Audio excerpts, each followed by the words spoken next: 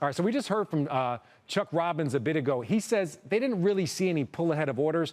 Do you believe that? I mean, the tariffs were certainly something a lot of companies were trying to work around. Cisco sources quite a bit from China. Do you believe that part of this quarter and the really strong performance was a pull ahead?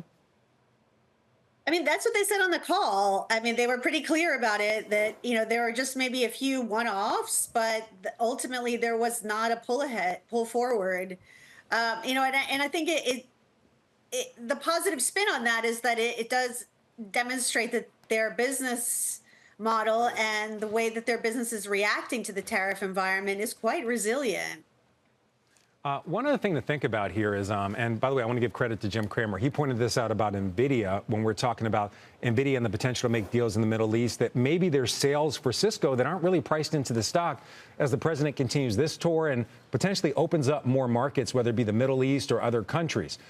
Do you believe that those opportunities are priced into this stock, or is there considerable more upside when it comes to revenue, at least, from those areas? One of the interesting areas that I will point to is the AI, the enterprise AI refresh and the expansion of that.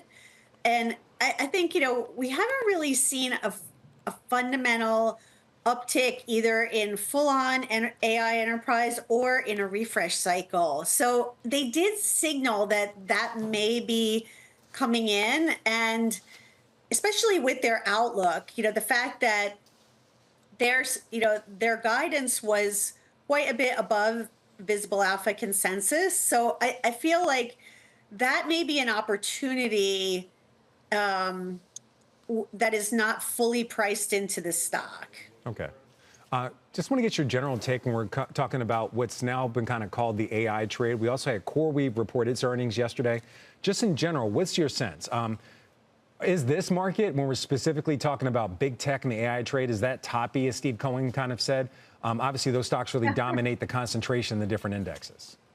I mean, based on Visible Alpha data, we have certainly seen the valuations for consensus moving around quite a bit. So it demonstrates that the market is really trying to grapple with how to price this market and how to price these stocks and what exactly they should be baking into their assumptions. I mean, we've seen stocks whipping around anywhere from 20 to 30 times in the span of just a couple of weeks.